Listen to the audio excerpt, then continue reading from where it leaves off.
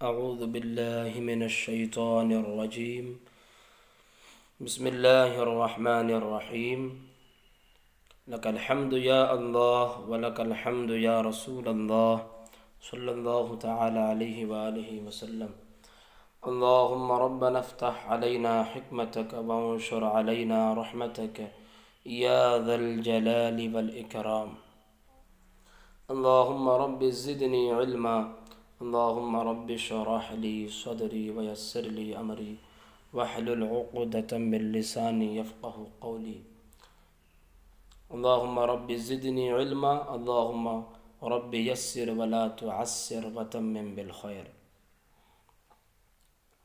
محترم سامعین، کچھ نوجوان بھائیوں کی اصرار پر آج سے ہم قرآن مجید کی تفسیر کا آغاز کر رہے ہیں۔ اس سلسلے میں ہم قرآن مجید کی کچھ آیات تلاوت کر کے اس کا ترجمہ کر کے اس کی مختصر سی تفسیر بیان کریں گے۔ زیادہ تفصیلات میں بھی نہیں جائیں گے، بس مرادات کیا ہے اور عبارت کی آیت کی مختصر سی تفسیر ہو جائے، یہی کافی ہے۔ تو ہم اس میں زیادہ تفصیلات میں نہیں جائیں گے، مختصر ترجمہ کر کے مختصر سی تفسیر بیان کرنے کی یہ ہماری کوشش ہوگی۔ تو اللہ تعالیٰ کی توفیق اور اس کے فضل و احسان سے آج ہم اس کا آغاز کرتے ہیں اور اپنی گفتگو کو شروع کرتے ہیں۔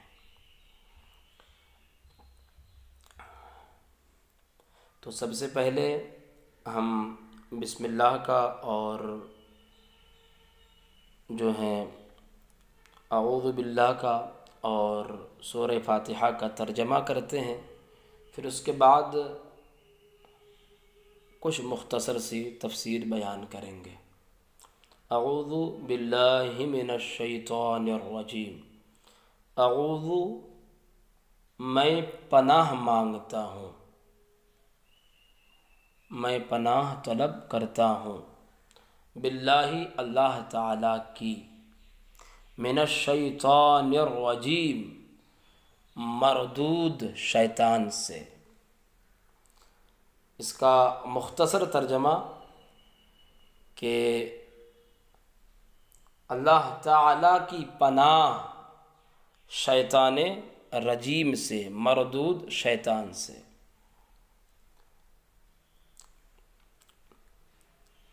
بسم اللہ الرحمن الرحیم کا ترجمہ کیا ہے تو وہ بھی سن لے۔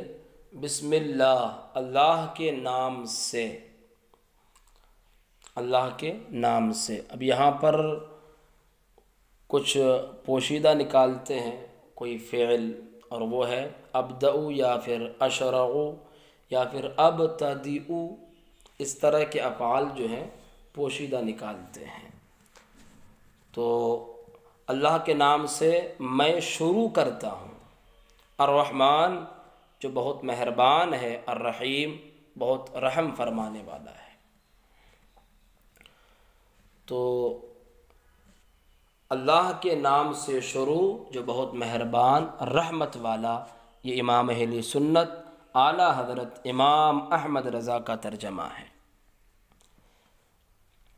تو یہ اعوذ باللہ اور بسم اللہ کا ترجمہ ہوا، یعنی تعوذ اور تسمیہ کا ترجمہ۔ اب سورہ فاتحہ کا ترجمہ بھی سماعت کریں۔ الحمد للہ رب العالمین، تمام تعریفیں اللہ تعالیٰ کے لیے، رب العالمین جو مالک ہے سارے جہان والوں کا۔ حمد کا معنی آتا ہے تعریف کرنا، حمدہ یحمد حمدن۔ اس کے علاوہ تعریف کا جو معنی ہے، مدح کا معنی بھی آتا ہے تعریف کرنا، شکر کا معنی بھی آتا ہے تعریف کرنا، مگر ان میں کچھ فرق ہے۔ لیکن مدح کا معنی بھی تعریف کرنا آتا ہے، شکر کا معنی بھی تعریف کرنا آتا ہے، اور حمد کا معنی بھی تعریف کرنا آتا ہے۔ للہ، اللہ تعالیٰ کے لیے،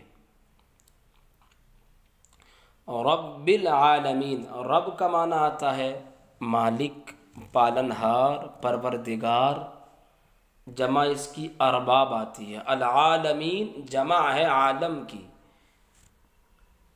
تو رب العالمین سارے جہان والوں کا مالک۔ تمام تعریفیں اللہ تعالیٰ کے لیے جو مالک سارے جہان والوں کا۔ الرحمن الرحیم، بہت رحم فرمانے والا، بہت مہربان رحمت والا۔ مالک یوم الدین، روز جزا کا مالک۔ یوم الدین روز جزا، مالک مالک روز جزا کا مالک، یعنی قیامت کے دن کا مالک۔ ایاک نعبد و ایاک نستعین، ایاک نعبد، ہم تیری ہی عبادت کرتے ہیں، ایاک تیری ہی، نعبد ہم عبادت کرتے ہیں، و ایاک نستعین اور ہم تجھ سے ہی مدد چاہتے ہیں۔ نستعین ہم مدد چاہتے ہیں، ایاک تجھ سے ہی، اور ہم تجھ سے ہی مدد چاہتے ہیں۔ اہدنا الصراط المستقیم، ہم کو سیدھا راستہ چلا، ہمیں سیدھا راستہ چلا۔ اہدنا ہمیں چلا، الصراط المستقیم سیدھا راستہ۔ الصراط کا معنی آتا ہے راستہ، المستقیم سیدھا، اہدنا ہم کو چلا، ہم کو سیدھا راستہ چلا۔ صراط الذین انعمت علیہم، ان لوگوں کا راستہ، انعمت علیہم جن پر تو نے انعام فرمایا، احسان فرمایا، غیر المغضوب علیہم ولا الضالین، نہ ان کا جن پر تیرا غضب ہوا اور نہ بہکے ہووں کا۔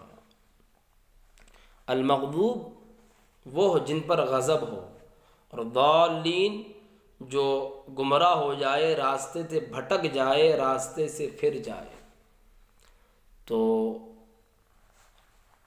نہ ان کا جن پر تیرا غضب ہوا، ولا الضالین اور نہ بہکے ہووں کا۔ تو سامعین، یہ اس کا ترجمہ ہوا۔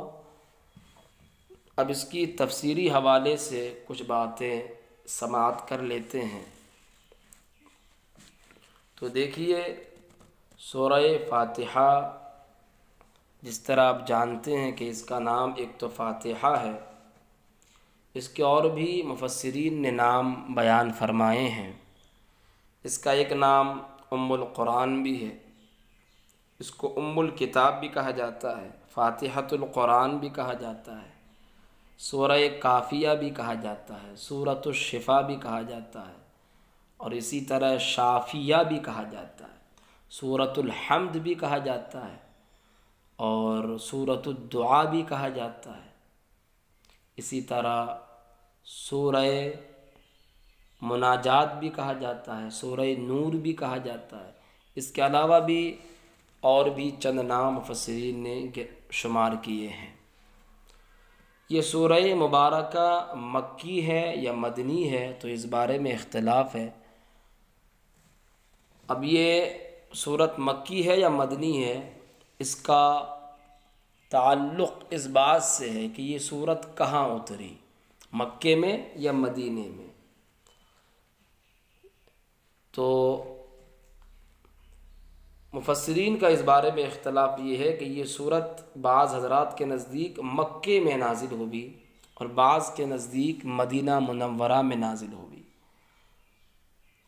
یا پھر دونوں جگہ نازل ہوئی۔ یا تو مکے میں نازل ہوئی، بعض حضرات کا قول یہ ہے کہ یہ سورت مکے میں نازل ہوئی یا پھر مدینے میں نازل ہوئی یا پھر دونوں میں نازل ہوئی، لیکن زیادہ تر اس بات پر اتفاق ہے کہ یہ سورت مکے میں نازل ہوئی، اسی وجہ سے یہ سورت مکی ہے۔ قرآن مجید کی سب سے پہلی صورت کون سی ہے؟ کیا سورہ فاتحہ قرآن مجید کی سب سے پہلی صورت ہے یا سورہ اقرا ہے؟ اس بارے میں بھی احادیث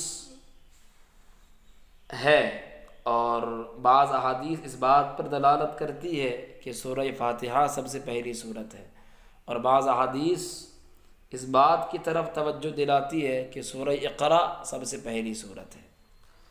حضرت خدیجہ رضی اللہ تعالی عنہا سے میرے آقا علیہ السلام نے فرمایا کہ میں کچھ آوازیں سنا کرتا ہوں جس میں مجھ سے یہ کہا جاتا ہے اقرا، پڑھیے۔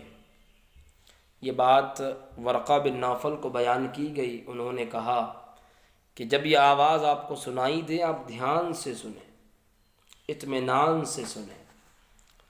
پھر ایک دن وہ آیا کہ حضرت جبریل علیہ السلام حاضر خدمت ہوئے اور کہا پڑھیے بسم اللہ الرحمن الرحیم الحمد للہ رب العالمین۔ یہ حدیث اس بات کی طرف توجہ دلاتی ہے کہ قرآن مجید میں سب سے پہلی نازل ہونے والی صورت وہ سورہ فاتحہ ہے، لیکن اور دیگر احادیث ہے جو اس بات کی طرف توجہ دلاتی ہے کہ سورہ اقرا سب سے پہلی صورت ہے، اور زیادہ تر علماء کا رجحان بھی اسی طرف ہے کہ سب سے پہلی صورت سورہ اقرا ہے۔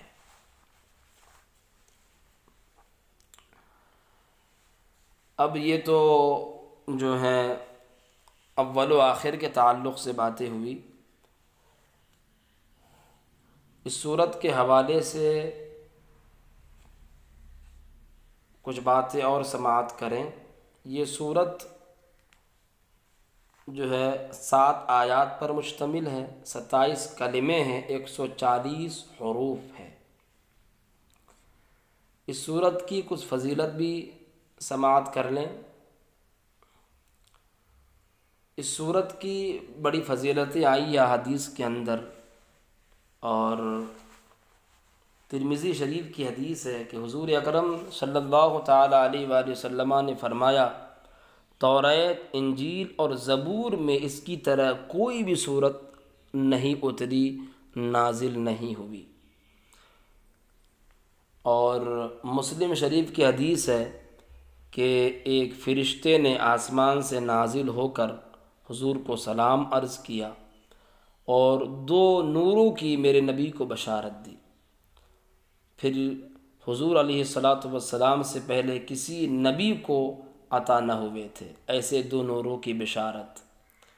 ایک نور سورہ فاتحہ اور دوسری نور سورہ بقرہ کی آخری آیتیں۔ اس کو امام مسلم نے مسلم شریف میں بیان کیا۔ اور سنن دارمی کی حدیث ہے کہ یہ جو سورہ فاتحہ ہے ہر بیماری کے لیے شفا ہے۔ بیمار پر پڑھا جائے تو اللہ تعالیٰ چاہے تو اس کی برکت سے اس بندے کو شفا عطا کرے گا۔ اور اسی کتاب میں یہ حدیث بھی موجود ہے کہ سورہ فاتحہ اگر کوئی 100 مرتبہ پڑھ کر دعا کرے اللہ کی بارگاہ میں تو اللہ تعالیٰ اس بندی کی دعا کو رد نہیں فرماتا، قبول فرماتا ہے۔ تو سامعین، یہ فضیلت کے حوالے سے چند احادیث کا بیان ہوا۔ اب اس صورت کا حکم کیا ہے؟ تو جو ہے نماز میں اس صورت کا پڑھنا واجب ہے، امام ہو یا منفرد ہو۔ البتہ اگر بندہ تنہا نماز پڑھے تو سورہ فاتحہ خود پڑھے گا، لیکن اگر جماعت کے ساتھ نماز پڑھے تو امام پر پڑھنا تو واجب ہے لیکن مقتدی پر پڑھنا واجب نہیں۔ ہمارے مذہب حنفی میں اس وقت جو ہے مقتدی سے اس کا سقوط ہو جاتا ہے۔ یہ صورت کا ایک مختصر سا حکم ہے، ورنہ اور بھی اس کے حوالے سے بہت سارے احکام ہے، زیادہ تفصیلات میں اس میں نہیں جاؤں گا۔ تو یہ کچھ باتیں ہوئیں فضیلت کے حوالے سے، احکام کے حوالے سے۔ اب جو ہیں کچھ باتیں اس کی تفسیری حوالے سے کرتے ہیں۔ دیکھیں اللہ تعالیٰ نے سورہ فاتحہ میں سب سے پہلے اپنی تعریف کو بیان کیا ہے اور اپنی صفات بیان فرمائی ہے۔ الحمدللہ رب العالمین، تمام تعریفیں اللہ تعالیٰ کے لیے۔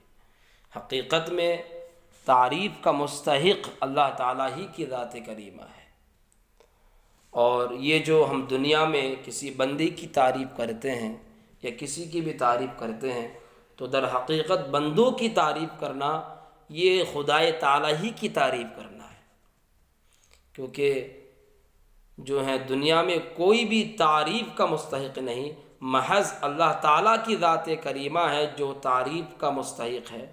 اب دنیا میں ہم بندوں کی تعریف کرتے ہیں تو بندوں کی تعریف کرنا یہ در حقیقت اللہ تعالیٰ ہی کی تعریف کرنا ہے، کیونکہ اسی نے ساری چیزوں کو پیدا فرمایا ہے۔ اللہ تعالیٰ سارے جہانوں کا رب ہے، اسی نے ساری چیزوں کو پیدا فرمایا، اور وہی سب کو پالتا ہے، وہی سب کو زندہ فرماتا ہے، سب کو جلاتا ہے۔ الرحمن الرحیم، وہ بہت مہربان ہے، رحم فرمانے والا ہے۔ الرحمن کا تعلق دنیا اور آخرت سے ہے، الرحیم کا تعلق صرف آخرت سے ہے، کہ رب تعالیٰ دنیا اور آخرت میں مومنوں پر رحم فرماتا ہے،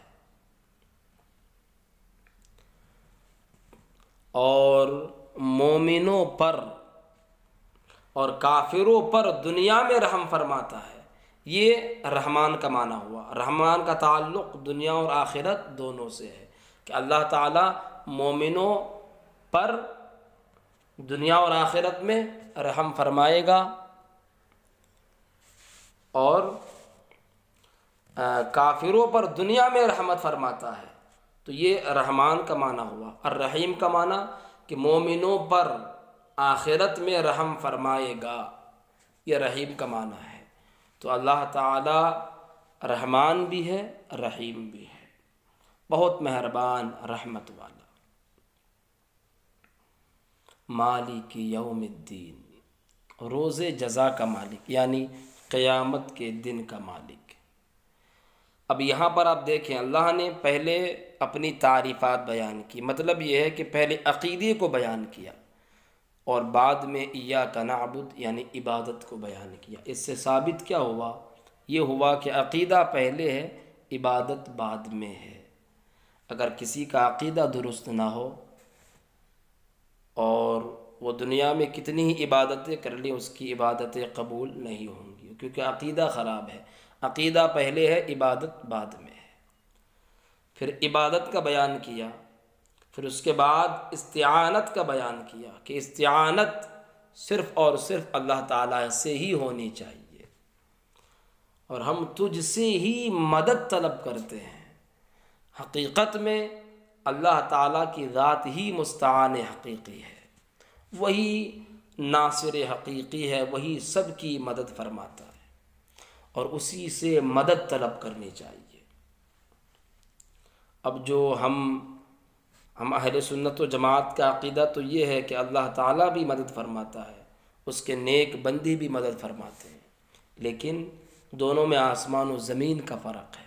اللہ تعالیٰ مدد کرتا ہے، مدد فرماتا ہے، وہ ذاتی طور پر مدد فرماتا ہے، اور یہ جو اللہ کے نیک بندے ہیں یہ مدد کرتے ہیں عطائی طور پر، کہ اللہ تعالیٰ ان کو عطا کرتا ہے تب یہ مدد فرماتے ہیں، بغیر اس کی عطا کے یہ لوگ مدد نہیں کر سکتے۔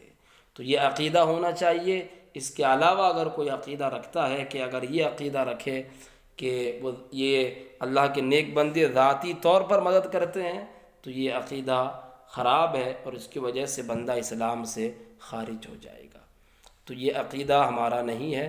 ہمارا عقیدہ کیا ہے کہ اللہ تعالیٰ کی ذات ہی مستعان حقیقی ہے، وہی سب کی مدد فرماتا ہے ذاتی طور پر، وہ کسی کا محتاج نہیں۔